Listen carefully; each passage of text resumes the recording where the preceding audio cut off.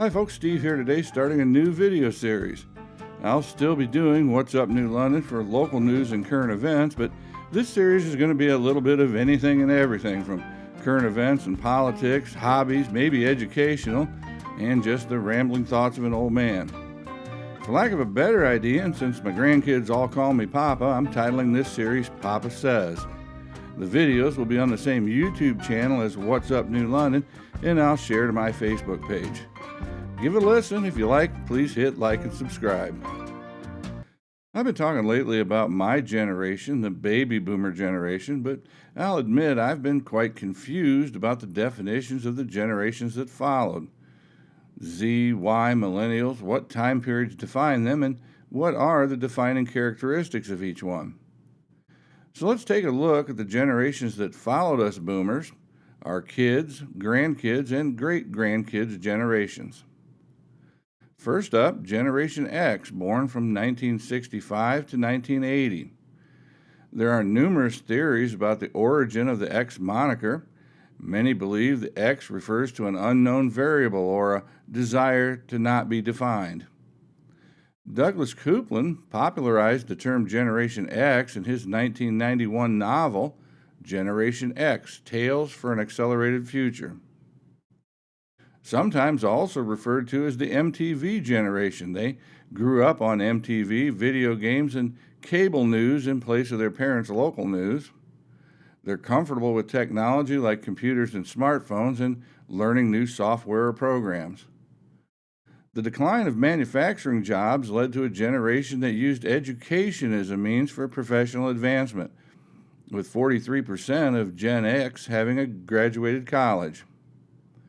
And while for many boomers their career was their life, Gen Xers place more value on work-life balance and rank time off as the number one job perk.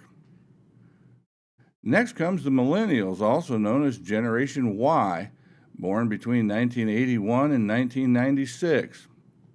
Named millennials because the oldest of them were entering adulthood at the turn of a new millennium in the year 2000. The millennials are a collaborative and impact-oriented generation. According to research, 61% of millennials say collaborating across teams is critical to them staying at a job. Millennials would rather approach their work with consideration for different points of view than take direction from the top down. They prefer work that uses their creativity, leverages their talent, and makes an impact on others. 39% say doing work they are passionate about is a top factor when considering job opportunities. They also place a lot of value on feedback and mentorship from their managers. With early Wi-Fi available starting in 1990, millennials grew up with the internet and possessed an intuitive knowledge of technology. Now comes Generation Z, also known as Zoomers, born between 1997 and 2012. The term Zoomer is a portmanteau of Generation Z and Boomer.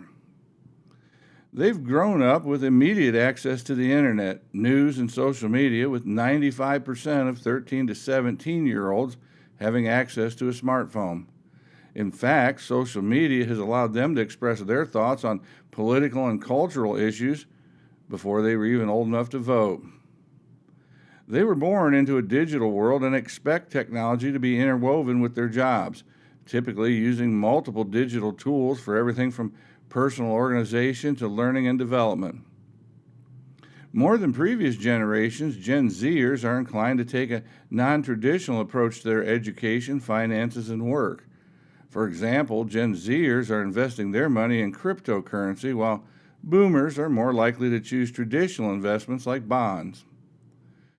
From an educational perspective, Gen Zers are still going to college, but they're also using tutorial videos, online classes, and real-world experience to tailor their learning towards their unique personal goals.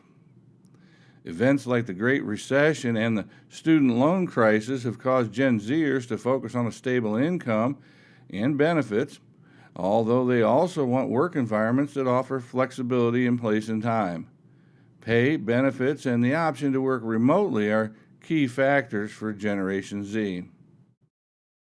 Finally, Generation A or Alpha, born since 2012.